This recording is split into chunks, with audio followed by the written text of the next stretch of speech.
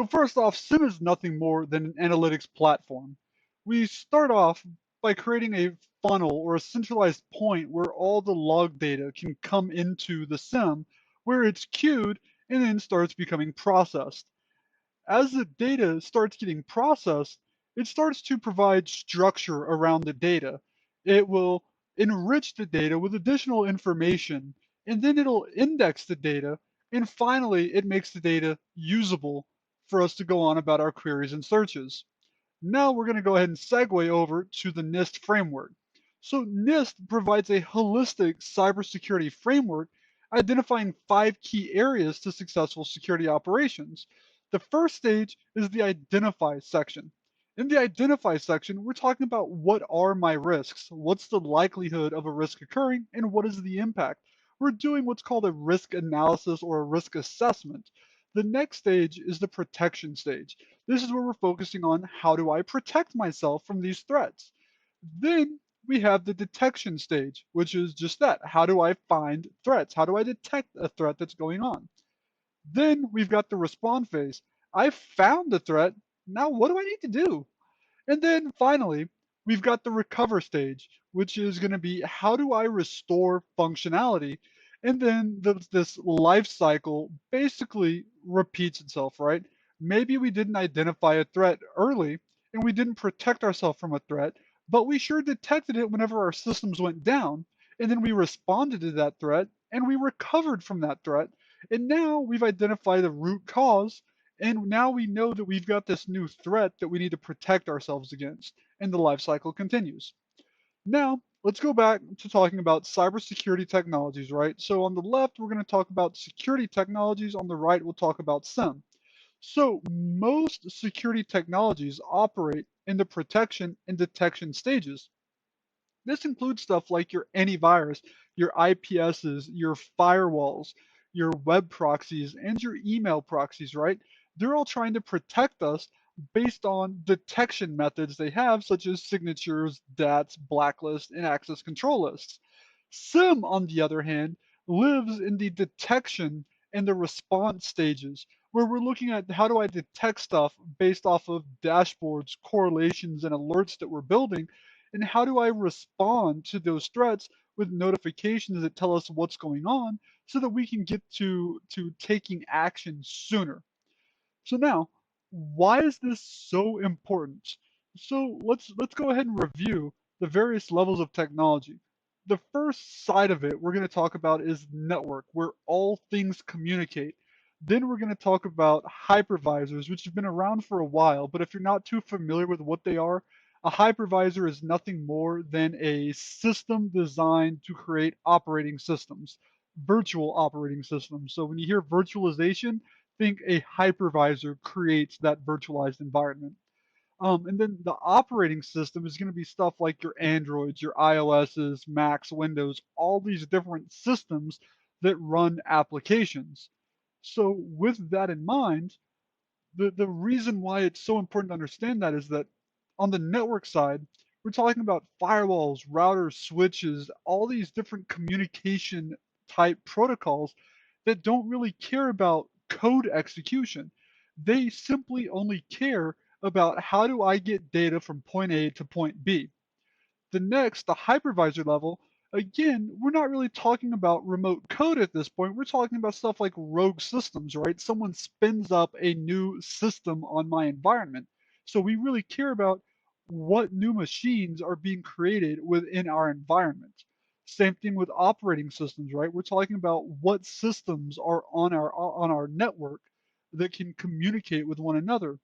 And then finally, we start talking about applications.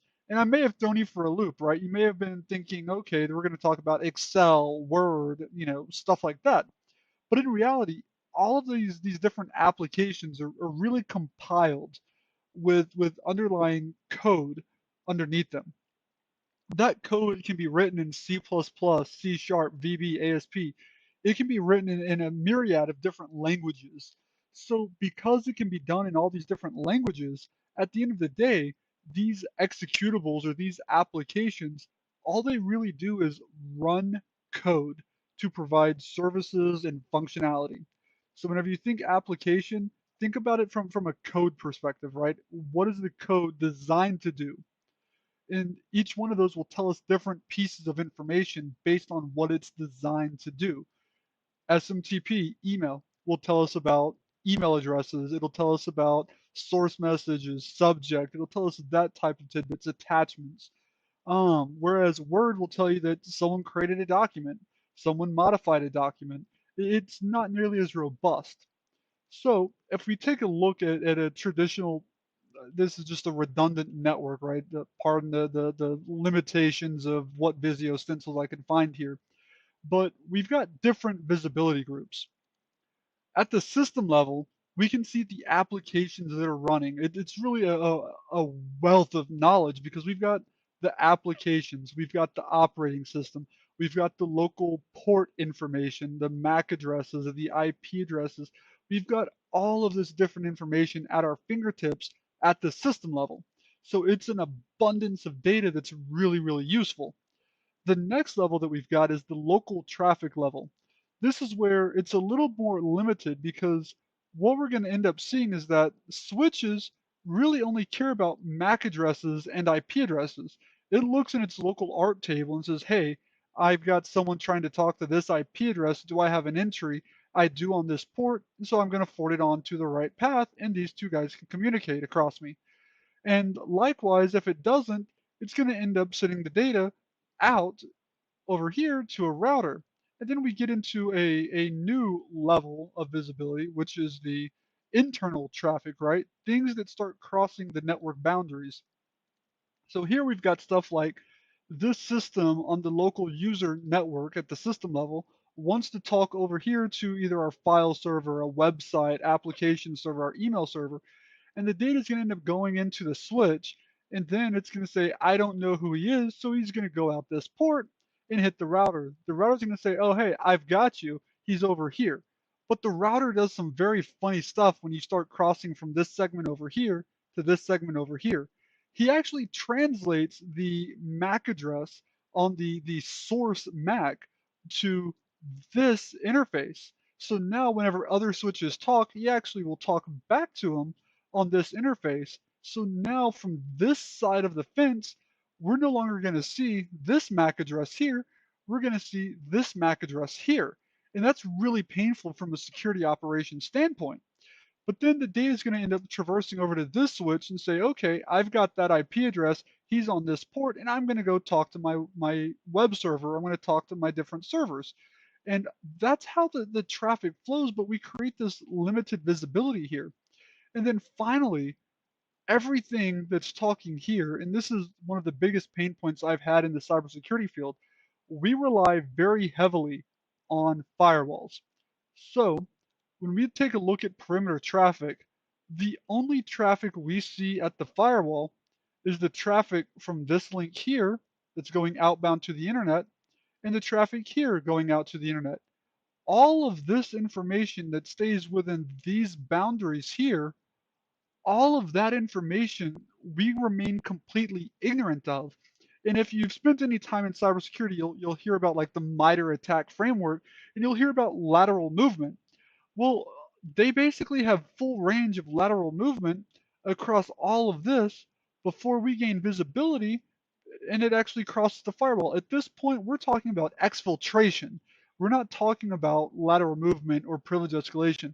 We effectively have no visibility into what's going on until it's actually leaving our network.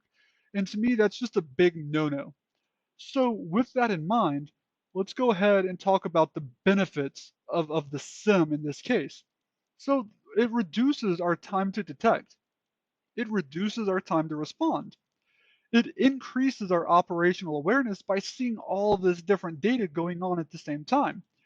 It increases our security effectiveness because we're able to see that entire picture. And it helps us to maintain compliance. Now you know that SIEM is designed to be an analytics platform. You know that SIEM structures data, enriches data, and indexes data to make the data usable for us. You know that SIEM operates in the detect and respond phases of the NIST framework. You know that SIEM reduces the time to respond and detect while helping increase effectiveness and awareness while aiding in compliance. And you also know that SIEM ingests data from network devices, hypervisors, operating systems, and applications. So that's the end of the slide. So let's go ahead and get into something a little more interesting. So let's go ahead and wrap this chapter up and take a look. So I'm going to go ahead and break out of the presentation here. And over here on the left-hand side, I've got the SIEM. And on the right-hand side, I've actually got my Endpoint Protection Manager side-by-side comparison here for us.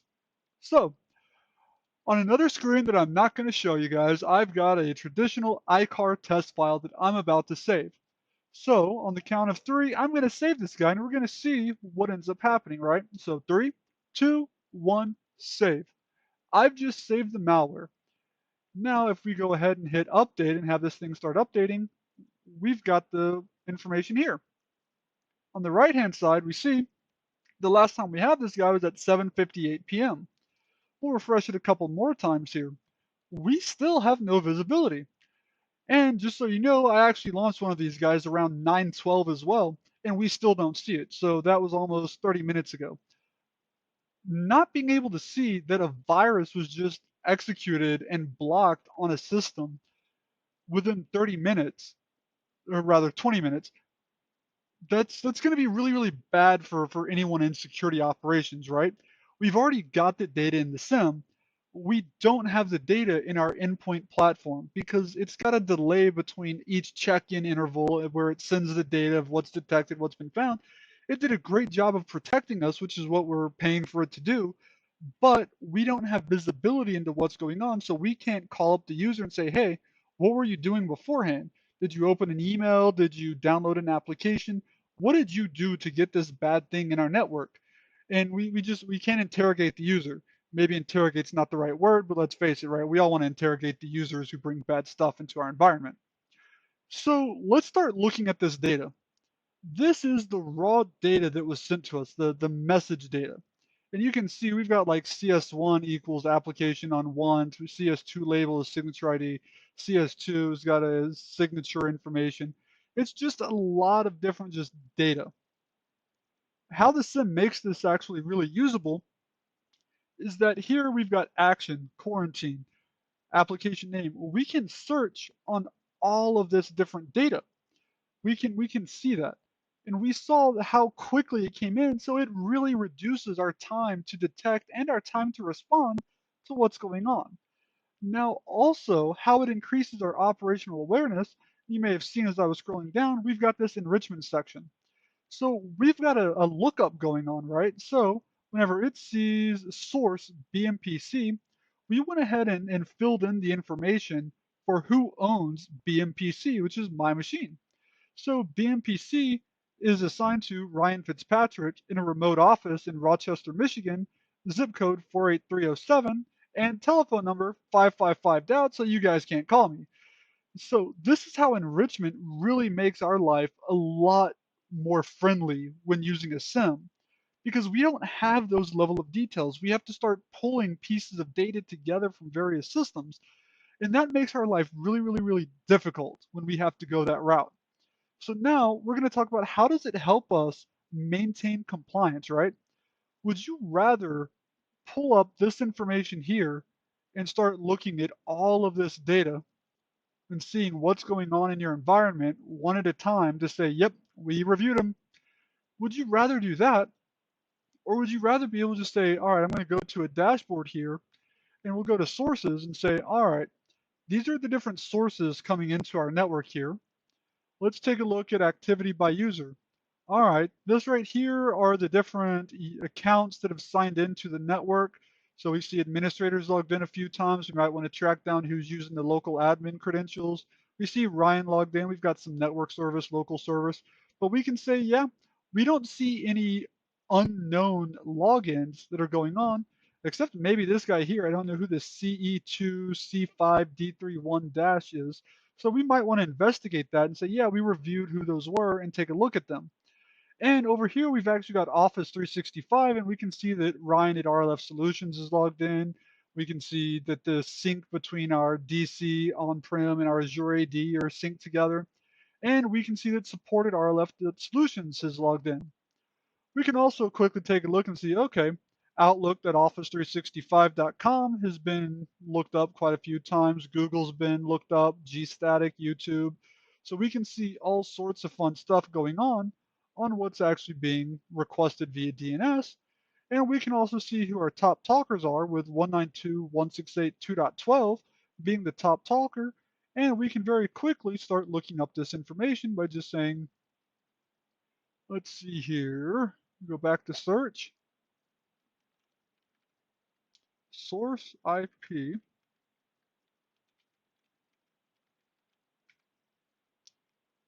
and we can see what's going on with this right here and see, all right, the source is this desktop change, whatever. And we can see that we've got all these Windows filtering platform connections. The company is RLF Solutions. Looks like they're running Thinkorswim on the machine. And this is my local home network, so that is me doing it, and that's right. And this is all the different stuff that we can see, all of these different platform connections going out from this Thinkorswim application. So we can very quickly see this. And if we really want to get a good idea of what applications are going on, we can actually take a look at this right here, and we can append it to the table. And now if we go ahead and minimize these different ones that we've expanded, we can very quickly see all these different Thinkorswim applications. We see Chrome, you see all of these details really, really quickly, ITSM service, and it allows us just to review the data so quickly. This is what makes SIM so powerful, is the ability to see this so fast. We want destination ports, we can see that. We don't see anything about users in this data here, but sometimes we'll be looking at login events, and we'll be able to track login events that quickly.